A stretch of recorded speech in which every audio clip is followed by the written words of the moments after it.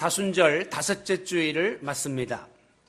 다음 주일에는 예수님이 십자가의 죽음이 기다리고 있는 예루살렘 성을 향하여 입성하신 종려 주일이 되고요.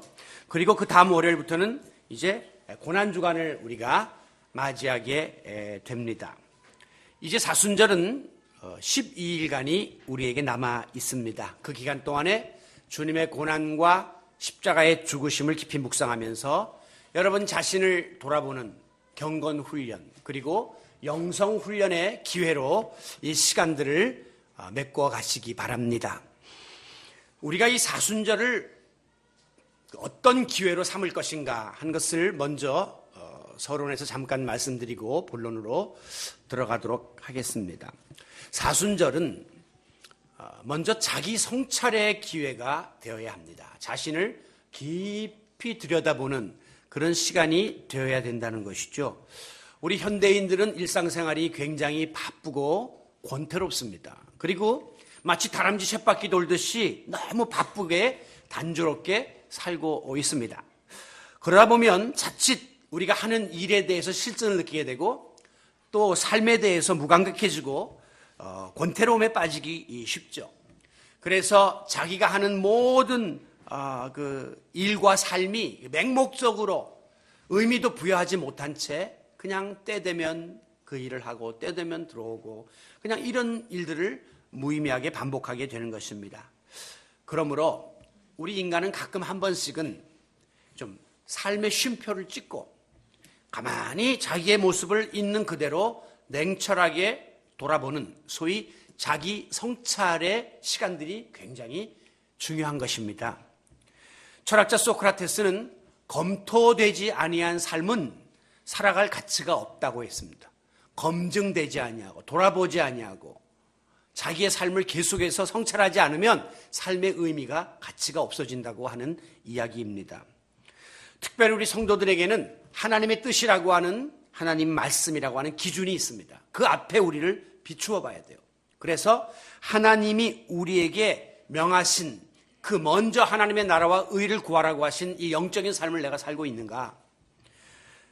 우리가 계속해서 자기 자신을 검토하고 성찰할 수 있어야 신앙의 진전이 주어지게 됩니다. 아울러 우리 그리스도인들은 하늘나라의 소망을 가진 자들이기 때문에 항상 영적인 가치를 추구하고 지나친 세상적인 욕망에 묶여 살아서는 안 됩니다. 그러므로 이 사순절 기간에 특별히 여러분 자신들이 주님의 십자가를 묵상하는 가운데 여러분의 삶과 신앙을 깊이 성찰해보는 귀한 은혜가 있어지기를 원합니다. 다음으로 이 사순절은 자기 훈련의 기회로 삼아야 합니다.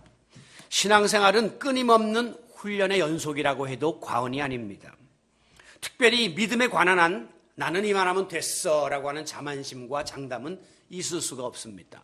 간혹 가다 보면 이제 신앙생활을 수십 년 한 분들이나 또 교회에서 직분생활을 오래 한 분들 중에 어떤 프로그램을 하거나 또 성경 공부를 하자 그러면 아유 그거 목사님 나 이제 다 할 만큼 했고 이제는 이만하면 더 배울 것이 없는 것 같아요 라고 생각하는 분들이 있습니다. 저는 그래도 아직까지 어떤 그 세미나나 배울 만한 모임이 있으면 그래도 귀를 기울이고 가서 듣는 편인데 가보면 제 나이가 하나도 없습니다. 다 30, 40대 목회자들만 와가지고 배우려고 하지 50, 60대들은 내가 이제 어디 가서 가르칠 군번이지 누구 밑에 가서 배울 거야? 그래가지고 안 간다는 거죠. 그런데 그것은 잘못된 생각입니다. 일반적인 훈련은 어느 정도 끝이 나면 마무리를 합니다. 예를 들면 군대에서 일정한 기간 훈련을 받고 복무를 하면 제대를 시켜요. 학교에서 소정의 과정을 마치면 졸업을 시켜요. 이제 이 과정이 끝났다 이거예요. 훈련이 끝났다. 그런데 이 신앙과 믿음의 훈련은 그렇지를 않습니다. 이건 하면 할수록 또 우리가 더 깊이 들어가면 들어갈수록 이건 더 어렵고 더 힘이 든 것이 신앙생활입니다. 신앙생활에는 요령이 없습니다. 신앙생활에는 어떤 그 묘수가 없다는 거예요. 그러므로 우리는 믿음의 여정 속에서 끊임없는 노력을 기울여야 합니다. 여러 가지 교회에서 제공하는 훈련 프로그램이 그것에 도움이 되는데 그중에 이 사순절 훈련이 여러분의 신앙생활을 더 도와주는 그런 계기가 된다고 하는 것이죠. 여러분, 믿음은 한순간에 결단했다고 해서 완성이 되는 것이 아니라 끊임없는 완성을 향하여 지속적인 훈련을 받으면서 저 높은 곳을 향하여 달려나가는, 올라가는 그런 삶이 믿음의 여정입니다.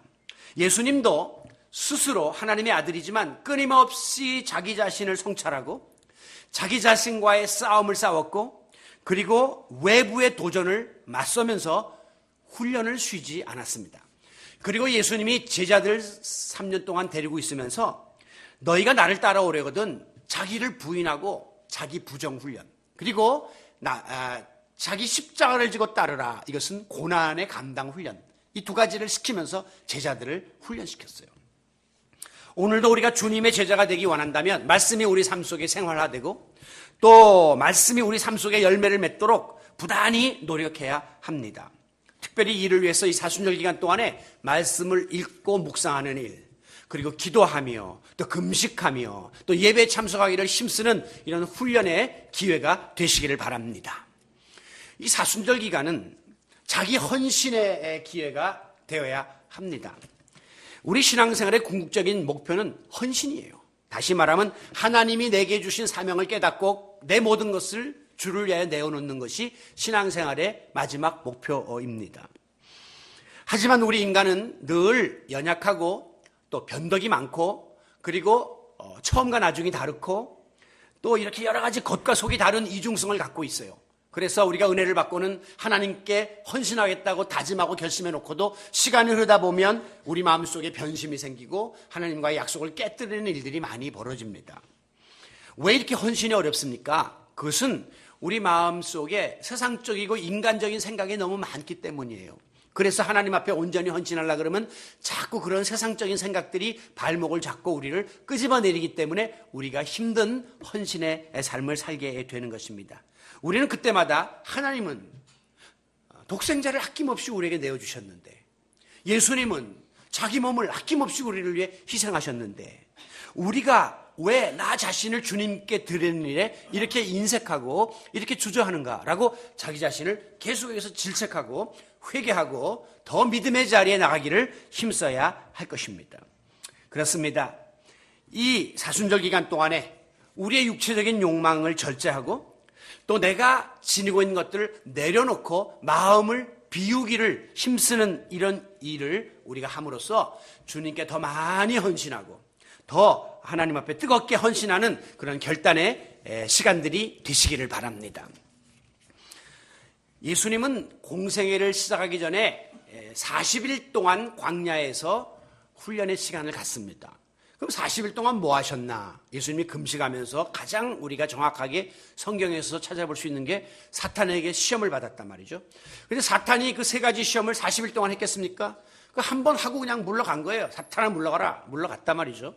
그러면 나머지 시간들 뭐 하면서 예수님이 그 광야에서 시간을 보냈을까요? 저는 바로 이 세 가지, 자기 성찰, 그리고 이 자기 훈련, 그리고 자기 헌신의 이 과정을 위해서 더 예수님이 매진하시지 않았을까, 그런 생각을 해보게 됩니다. 자, 그러면서도 예수님이 이런 영적인 훈련, 경건 훈련을 하시면서 가장 중점적으로 노력한 일은 무엇이었을까? 그것은 예수님이 지난 30년 동안 육신을 입고 살았기 때문에 아무래도 그 인간적인 요소들을 많이 갖고 있었거든요. 그것들을 다 내려놓고 그 때를 벗겨내는 일을 아마 하셨을 거예요. 그리고 나서 하나님과 깊은 교제를 하면서 하나님의 뜻을 구하기 위해서 많은 노력을 기울였을 것입니다. 우리가 이 출애굽 당시에 이스라엘 백성들을 보면 이제 40년 동안, 예수님도 40일 그랬듯이 출애굽의 이스라엘 백성들은 40년 동안을 광야에서 유리방황하면서 지냈거든요. 왜 그 시간을 가졌느냐? 애굽이라고 하는 이 이방 나라에서 찌들어 있는 그 이방의 때를 하나님이 벗기시기 위해서, 그래서 가나안 땅이라고 하는 새로운 땅에 그들을 들이시는 데 있어서 장애됨이 없도록 하기 위해서 그들을 40년 동안 하나님이 사실 훈련시키신 것이거든요. 예수님의 광야 40일 동안도 일종의 그런 훈련의 연단의 시간이었다고 보시면 됩니다. 그러므로 우리 모두도 이 사순절 기간에 십자가 앞에 나 자신을 내려놓고, 그리고 세속적인 때들을 벗겨내고, 그리고 주님의 뜻을 깨닫고 주님의 음성을 듣는 일에 더욱 힘써야 할 것입니다. 어떤 사람은 말하기를, 아니 우리 육신을 입은 인간이 어떻게 하나님의 음성을 듣느냐? 하나님의 음성을 듣는 통로는 두 가지 하나님이 우리에게 제시해 주셨습니다. 첫째는 여기 기록된 성경 말씀, 이 속에 하나님의 모든 음성이 들려 있어요. 그렇기 때문에 우리가 이 말씀을 깊이 묵상하는 가운데 주님이 내게 들려주시는 음성을 들을 수 있습니다. 그리고 또 하나는 바로 기도라고 하는 통로입니다. 그래서 그 앞에죠. 기도를 통해서 하나님께 우리가 아뢰일 때 하나님이 우리에게 들려주시고 알려주시고 깨우쳐주시고, 그래서 이 기도는 우리 하나님의 음성을 듣는 아주 소중한 영적인 통로가 되는 것입니다. 우리 개인은 물론 우리 드림의 교회 공동체도 마찬가지입니다. 이제 우리가 하나님의 뜻 합한 교회로 또 앞으로 10년을 달려가고자 지금 또 11년째 우리가 이 발판을 놓고 있는데, 이 모든 힘이 어디서부터 오느냐? 말씀과 기도에서 오는 거예요. 말씀이 살아있는 교회가 되고, 그래서 하나님의 뜻에 합한 교회가 되고, 끊임없는 기도를 통해서 하나님께 영적인 힘을 공급받는 그런 역사가 일어날 때 우리 교회는 앞을 향하여 더 힘있게 하나님의 뜻을 이루면서 달려나갈 수 있을 줄로 믿습니다. 자, 오늘 본문의 말씀을 우리가 한번 살펴보도록 하겠습니다. 자, 이 본문의 배경을 정리해드리면 1절에 예수님이 어느 한 곳에서 기도를 마치셨습니다. 그러자 그 옆에서 이 같은 모습을 지켜보던 제자들이 예수님께 나와, 주님, 우리에게도 기도를 가르쳐 주세요라고 기도를 배우기를 청했습니다. 그러자 이제 2절에 예수님께서 너희가 기도할 때 이렇게 기도하라 라고 하면서 우리가 오늘 예배 서두에 함께 암송했던 주님이 가르쳐 주신 기도, The Lord's Prayer를 가르쳐 주십니다. 그래서 이제 오늘 본문 2절부터는 주님이 가르쳐 주신 주기도문이 쭉 나와요. 그리고 이제 이 기도를 가르쳐 주신 다음에 예수님이 이제 덧붙여서 하신 말씀이 5절에서 8절 사이에 나오는데, 이것이 바로 밤중에 찾아온 어떤 친구의 비유를 통해서 우리가 어떤 자세로 기도해야 될 것이며 특별히 간청하는 기도를 하나님께 드려야 될 것을 주님이 가르쳐 주셨습니다. 우리는 이 오늘 본문 말씀을 통해서 우리가 응답받는 기도, 그리고 또 앞으로의 10년을 기도하며 달려나가고자 할 때 어떤 자세를 가지고 기도해야 될 것인가를 배울 수가 있습니다. 먼저 우리의 기도는 그 구하는 내용이 하나님의 뜻에 맞아야 되고 합당해야 됩니다. 하나님 마음에 들어야만 그 기도가 응답될 수 있다는 것입니다. 우리가 흔히 부자간에도 마찬가지예요. 자식이 어떤 자기의 요구사항을 이야기할 때 부모님이 딱 마음에 맞는 이야기를 해야지 주머니가 열리고 들어주지, 맞지도 않는 엉뚱한 이야기를 하면 부모님은 절레절레 고개를 흔들면서 절대 그 아이의 그 소원을 들어주지를 않습니다. 오늘 본문 5절에 보면 비유가 나와 있는데, 하루는 밤중에 어떤 손님이 찾아왔습니다. 근데 보니까 오래된 친구가 온 거예요. 여행 중에 갑자기 들렸다고. 그런데 어떻게 식사는 했는가? 오다가 그냥 스케줄이 안 맞아가지고 밥도 못 먹고 지금 배고파서 아주 죽을 지경이네. 그래서 주방에 가보니까 대접할 떡이 없단 말이죠. 이 주인이 하는 수 없이 이웃집을 찾아가서 이 밤중에, 한밤중, 한 새벽 1-2시가 된 거예요. 문을 두드리면서 미안합니다. 떡 3덩이만 좀 빌려주세요. 지금 친구가 우리 집을 방문했는데 너무 배가 고파 하니까 내가 대접을 할 수 있도록 도와주세요 라고 부탁을 합니다. 자, 여기에서 이제 기도의 우리가 정의를 찾게 되는데요. 기도는 그것이 내게 꼭 필요함에도 불구하고 지금 내 손에 없는 것, 그렇죠? 이거 꼭 해야 되겠는데 지금 내가 할 수 없는 것, 바로 그 부분을 우리 전능하신 하나님께 아뢰이고 하나님의 도우심을 구하는 행위가 기도입니다. 그러니까 여러분이 다 지금 할 수 있고 있는 거 가지고 기도하는 사람은 없어요. 다 지금 내가 마음이 약하니까 강하게 해달라고 기도하고, 육신이 병들어 있으니까 병 낫게 해달라고 기도하고, 경제적으로 어려우니까 형통하게 해달라고 기도하는 거죠. 필요한데 내게는 없으니 전능하신 하나님 도와주세요라고 구하는 것이 기도입니다. 그런데 중요한 것은 이 사람이 구한 것이 떡이었다고 하는 겁니다. 떡은 곧 양식을 말하는 것이고, 양식은 생명과 관계 있는 아주 소중한 것을 뜻하는 것입니다. 만약에 이 사람이 한밤중에 가가지고 문 두들겨 새벽 1~2시에 나 사과 몇 알만 빌려주소. 차가 떨어졌으니 커피를 좀 빌려주세요. 간식이 떨어졌으니 사탕을 몇 알 빌려주세요. 만약에 이렇게 주문을 했다면 이 사람은 명분이 쓰지 않는 아주 주책맞은 사람으로 비난받아 마땅합니다. 왜? 그거는 지금 그렇게 중요한 거 아니잖아요. 사탕 없어도 되고 지금 과일은 내일 먹어도 되잖아요. 근데 왜 한밤중에 이렇게 와서 문을 두드리며 실례를 무릅쓰고 도움을 요청하는 것입니까? 양식이 지금 필요하다는 거예요. 가장 중요한 거를 가지고 부탁을 하고 있는 것입니다. 그래서 이 친구를 위해서 한밤중에 이웃집을 찾아가 문을 두드리는 이 행위는 이해가 되고 타당한 것입니다. 우리가 기도할 때 마찬가지입니다. 정말 나에게 절실하고 절박하고 간절한 그렇게 필요한 양식 같은 떡 같은 제목을 가지고 기도해야지. 그 사사로운 구질구질한 그런 제목을 가지고 하나님께 아뢰이면 하나님이 보실 때 이거는 아니다라고 거절하실 수밖에 없는 거죠. 우리가 이제 기도 응답을 받지 못하는 이유 중에 바로 여기에 문제가 있습니다. 우리 기도 내용을 한번 가만히 뜯어보세요. 분석을 해보세요. 어떤 것 보면요, 하나님께서 도무지 들어주실 수 없는 엉뚱한 내용 많습니다. 그리고 어떤 경우에는 굉장히 이기적이고 자기중심적이고 모든 것을 자기 편에서 구하는 그런 이기적인 무리한 요구도 많이 있습니다. 그리고 또 우리는 하나님께 막 이걸 빨리 응답해달라 그러고 또 응답이 없다 그러면서 시험 들었다 그러면서 나가 떨어지고 이런 일들을 우리가 거듭하고 있다는 것이죠. 그런데 여러분, 우리의 기도 내용 안에 자기의 지나친 욕망을 이루기 위한 어떤 그런 세상적인 목적이 거기 개입되어 있다면 절대 하나님은 그 기도를 들어주실 수가 없습니다. 여러분, 부모도 마찬가지예요. 만약에 아이들이 자기 수준에 맞는 요구를 하고 부모님의 능력에 맞는 요구를 해야지. 만약에 5살짜리가 부모님한테 오토바이를 사주세요. 누가 어느 부모가 그걸 들어줍니까? 이건 얼토당토 않는 소리니까 묵살해버리는 거예요.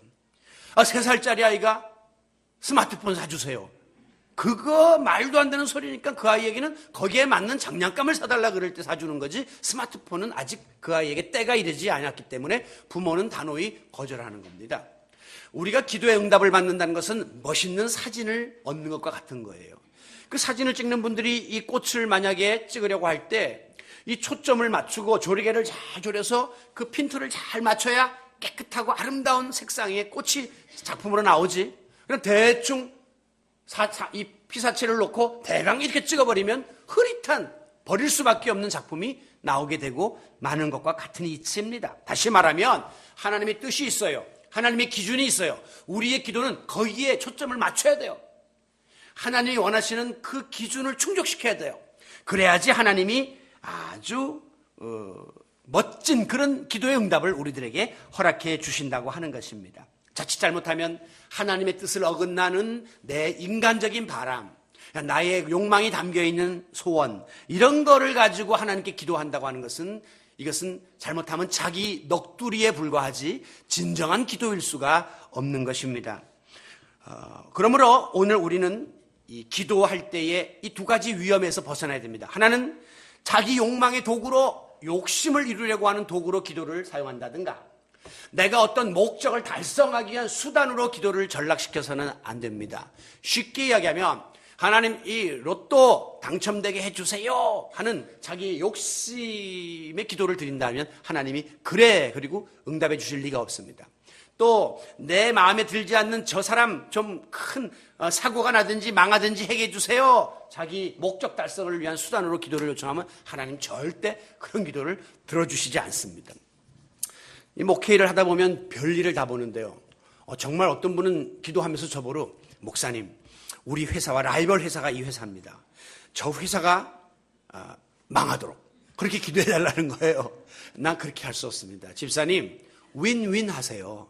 당신 더 열심히 일해서 저 회사보다 열심히 하고, 저 회사도 또 나름, 저 사람도 대표가 장로님인데 둘 다 잘 돼야지. 저기서는 이 회사 제압하도록 기도하고 여기서는 이 회사 제압하도록 기도하면 하나님은 누구 편을 듭니까? 예.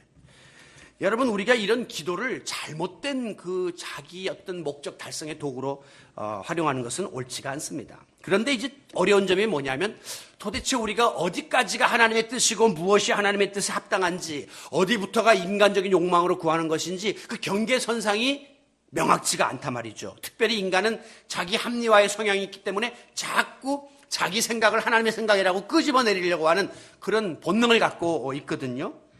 이것을 우리가 판가름할 수 있는 가장 중요한 요소 중에 하나가 하나님의 뜻이 담겨있는 앞서 말씀드린 이 하나님 말씀으로 무장하는 일입니다. 이 말씀이 왜 중요하냐면 이 말씀 속에는 하나님의 뜻이 담겨있기 때문에 우리가 이 말씀의 근거에서 기도하면 하나님의 뜻에 부합한 기도를 드릴 수가 있습니다. 그런데 말씀은 덮어놓고 기도에만 집중하게 되면 하나님의 뜻과 어긋난 내 욕심이 여기 많이 담겨질 수 있어요. 그래서 항상 하나님의 말씀과 기도는 우리 신앙생활의 두 수레바퀴가 되어야 하고 저울에 올려놓으면 균형이 딱 맞아야 됩니다. 그래야 우리가 하나님의 뜻에 합한 기도를 드릴 수가 있습니다. 말씀이 기준이 되면 하나님이 우리에게 영적 분별력을 주시고 우리의 기도가 하나님의 뜻을 거스르지 않도록 도와주심으로 시편에 보면 하나님의 말씀은 내 발의 등이요 빛이 되어서 곁길로 나가지 않도록 인도해 주신다는 것이죠. 그리고 또 하나 이제 구체적으로 여러분들이 이 하나님의 뜻에 부합한 기도를 드리는 데서 도움이 되는 것은 함께 주위에 기도 많이 하는 영적인 동역자들과 함께 기도를 나누는 거예요. 이게 굉장히 목장 모임이나 교회 공동체가 중요한 겁니다. 그래서 기도 제목을 내놓고 함께 기도하다 보면 이것이 좀 지나친 그런 그 나의 욕심이 가미되어 있는 기도인지 이런 것들이 선별되고 불순물이 제거될 수 있는 유익이 있습니다. 그리고 이제 세 번째는 예수님이 그러했던 것처럼 항상 기도 말미에 아버지 제가 이러이러한 기도를 드렸는데 혹시라도 내 뜻대로 구한 것이 있으면 주님이 제거해 주시고 내 뜻대로 마시고 아버지 뜻대로 해주세요. 이걸 꼭 빌미에 기도하세요. 하나님 뜻대로 이 기도가 되어서 혹시라도 여기에 담겨있는 내 그 지나친 욕심을 좀 다 걸러주세요. 그렇게 기도하면 우리의 기도가 훨씬 더 하나님의 뜻에 합한 기도가 될 수 있을 줄로 믿습니다. 자, 두 번째 큰 이 응답받는 기도의 하나의 조건은 기도하면 하되 중간에 포기하지 말고 끝까지 간구하라는 겁니다. 이게 이제 오늘 말씀의 포인트예요. 이 한밤중에 이웃집을 찾아가서 친구에게 대접할 떡 3덩어리를 구하는데 이 이웃집 입장에서 볼 때는 아닌 밤중에 홍두깨라고 이 오밤중에 문을 두드리면서 떡을 빌려달라고 하니 오늘 본문 7절에 보면 나를 괴롭게 하지 말라. 문은 이미 닫혔고 아이들은 나와 함께 잠자리에 누웠으니 내가 어떻게 일어나서 당신에게 줄 수 있느냐. 이러다가는 집 다 식구들 깨우고 지금 난리가 날 텐데 라고 분명히 거절할 수 있었다는 거죠. 그런데 미루어 볼 때 그럼에도 불구하고 이 떡을 빌리러 간 사람이 에이 맞아 내가 너무 주책 없었지 그리고 돌아가지 않고 계속 문을 두드리면서 간절하게 부탁을 합니다. 이보게 정말 미안하이 한 번만 부탁하네. 아니 여행 중에 지금 배가 고파서 갑자기 찾아온 저 손님이 있는데 어떻게 그냥 빈손으로 보내는가. 입장을 좀 바꿔놓고 생각해보게. 한 번만 좀 불편해도 도와주면 내가 몇 배로 갚을게 이러면서 간청을 한 거예요. 결국 이 이웃은 견디다 못해서 참 이 사람은 정말 하면서 못 이기는 척 하면서 떡 3덩어리를 내어줬다는 것이에요. 뭐 때문에? 예수님은 8절에서 비록 벗됨을 인하여는 내가 너 친구기 때문에 주는 거 아니다. 이게 신뢰야. 이런 일은 있을 수 없어. 그런데 그 간청함 때문에 옛날 우리 개혁성경에는 강청이라고 그랬어요. 강청이나 비슷한데 강청이 좀 더 뉘앙스가 세요. 이게 참 이렇게 간절하게 부탁을 하니 내가 그냥 줄게. 이렇게 떡을 3덩이 내어 주었다고 하는 것입니다. 이건 예수님이 이제 비유로다가 이제 들은 이야기예요. 왜? 하나님 앞에도 마찬가지라 이 말이에요. 그냥 한 번 기도해보고 응답 안 되니까 아닌가 보다 그만두자 이렇게 하지 말고 이 간청하는 기도, 간청이라는 말은 사전에 찾아보면 무리하여 억지로라도 요청하는 거예요. 조금 하나님 앞에는 때를 써도 된다는 말이죠. 예? 이 헬라 말에서는 아다네이아 하는데 부끄러움과 수치와 신뢰와 염치를 불구하고 끈질기게 청하라라고 하는 것입니다. 새 번역에 보면 귀찮게라도 졸라대면 원하는 만큼 줄 것이다. 그렇게 번역해 놓았습니다. 자, 우리가 여기에서 이제 의문을 하나 가질 수 있어요. 그러면 하나님의 뜻이 있는데 내가 막 매달린다고 하나님이 그 마음을 바꾸시나? 하나님이 이 마음을 변화시켜 주시나? 라는 의구심이 들 수 있는데 그럴 수 있다는 가능성을 우리가 성경에서 찾아볼 수 있습니다. 누가복음 18장에 보면 역시 비유예요. 가난한 과부가 있었는데 불의한 재판장에게 가서 내가 지금 당한 억울한 일을 좀 탄원하고 좀 도와달라고 애걸복걸합니다. 그런데 이 불의한 재판장은 뇌물이 없이는 절대 재판을 안 해주는 사람이에요. 그래서 이 가난한 과부야, 가가, 나 이거 못 맡아. 그리고 자꾸 외면하는 거예요. 그런데 이 가난한 과부가 집요하게 그 집 앞에 찾아가서 출근길에 재판장님 저를 한 번만 도와주세요. 이거 귀찮게 왜 이래요? 또 퇴근길에 또 청사에 기다리다가 또 재판장님 저를 좀 도와주세요. 나중에 재판장이 뭐라고 해야겠냐면 이거 나를 번거롭게 하니 견딜 수가 없어.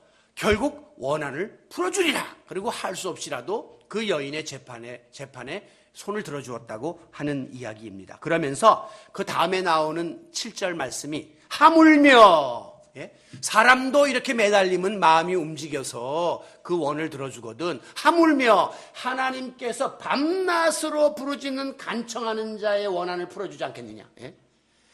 간청하는 기도가 하나님 마음을 움직일 수 있다 하는 가능성을 우리들에게 보여주는 말씀입니다. 그런데 그 이어지는 누가복음 18장 8절에 보면 예수님 말씀하시기를 그러나 인자가 올 때에 세상에서 믿음을 보겠느냐 그랬어요.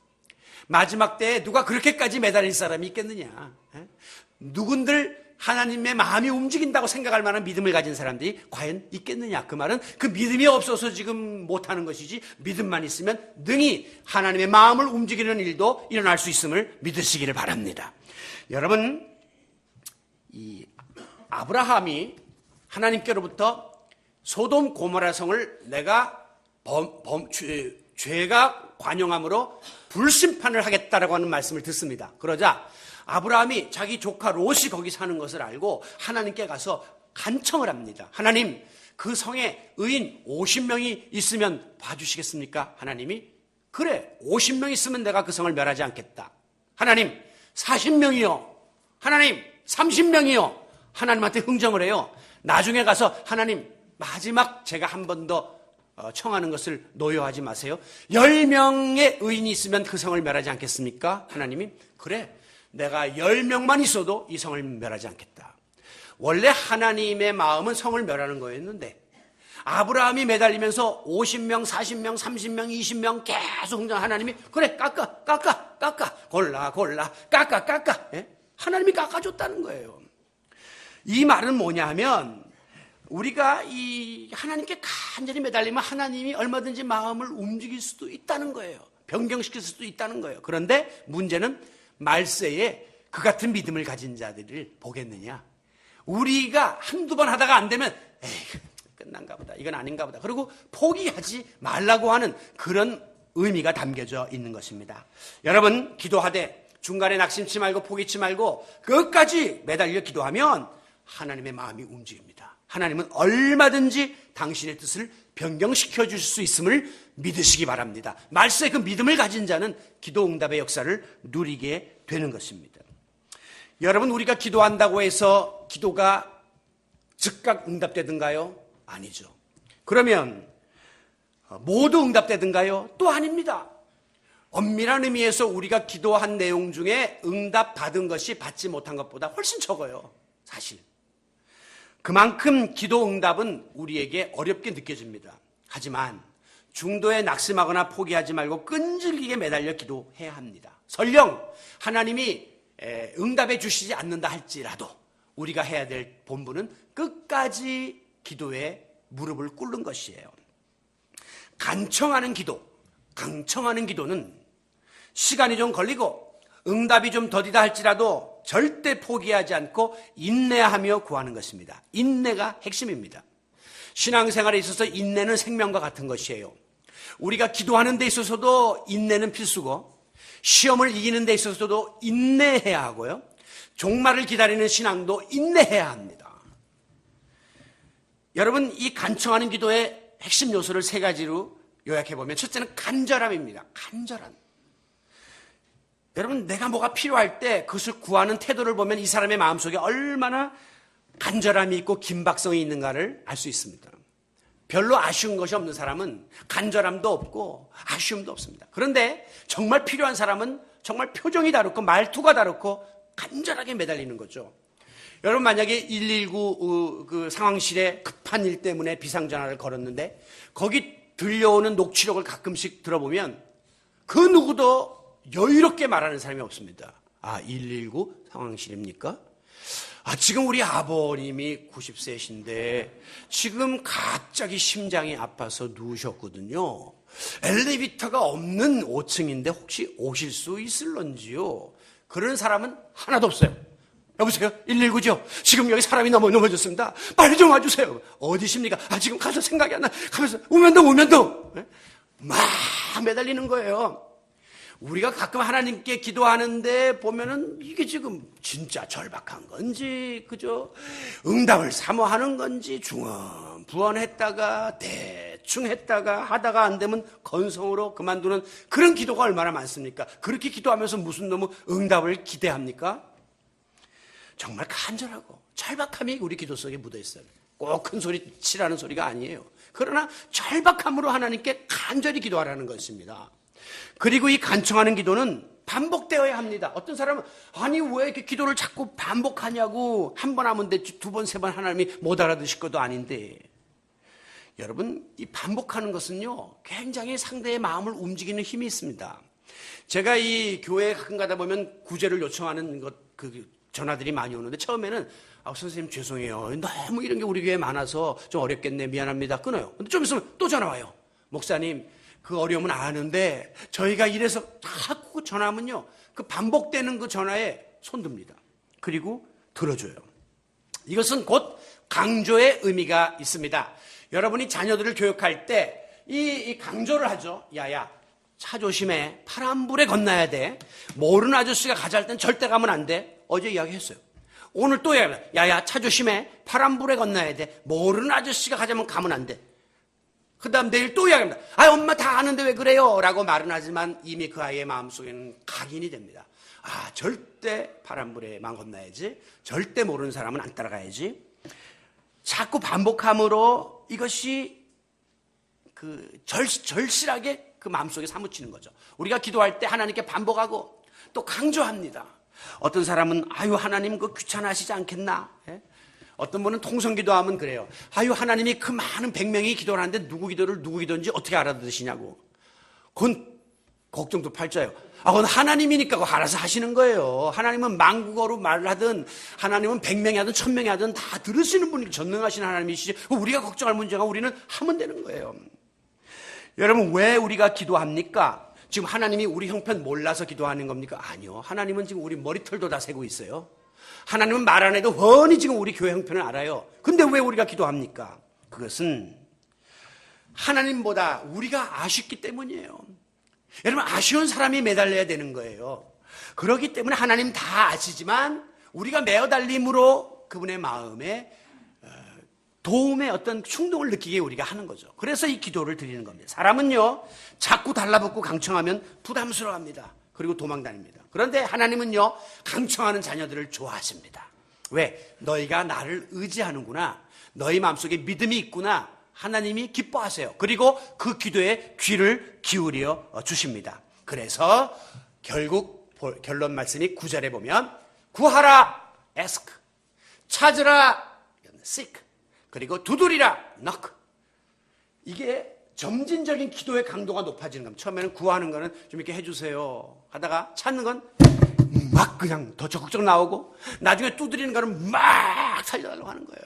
그러니까 기도는 강도를 높여가면서 해야 돼요.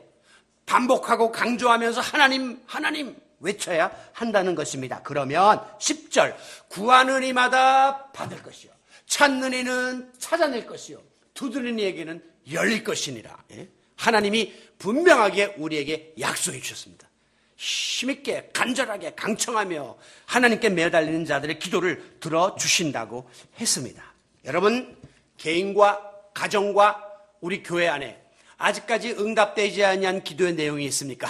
낙심하지 말고 포기하지 말고 계속해서 하나님의 마음을 움직이는 기도를 드림으로 마침내 응답받는 성도 여러분이 되시기를 바랍니다. 요즘 부모들은 자녀들을 학대합니다. 어제도 평택에서 어떤 아이가 7살짜리가 용변을 제대로 보지 못한다고 해서 계모가 그 아이를 폭행하고 마지막 또 죽었어요. 저는 이 기사를 요즘 보면서 이게 어제 오늘의 이야기가 아닌 것 같거든요. 과거에도 이런 일이 많았을 겁니다, 지금. 그런데 드러나지 않다가 요즘에 이제 직접 찾아가서 다 전수조사하는 과정 속에서 이게 드러나고 있는 거예요. 어떻게 최근에만 이런 일이 이렇게 많을 수 있습니까? 툭하면 애들이 쳐서 죽이고 유기시키고 매장하고 이런 일이 어떻게 부모로서 할 일입니까? 이거는 있을 수 없는 이야기입니다. 부모는 더 잘해주지 못해서 안달이죠. 만약에 용변을 못 가리면 이 아이가 조금 모든 지능이나 기관이 부족한가 보구나. 내가 더 많은 사랑으로 배려를 해야 되겠구나. 이렇게 맘먹는 게 부모지 그를 폭행해가지고 죽게 만드는 것은 정상적인 부모가 아니에요. 그래서 예수님이 오늘 기도에 대한 가르침을 마무리하시면서 11절에 이렇게 말합니다. 너희 중에 아버지 된 자로서 부모로서 누가 아들이 생선을 달라 하는데 뱀을 주며 알을 달라 하는데 전갈을 주겠느냐.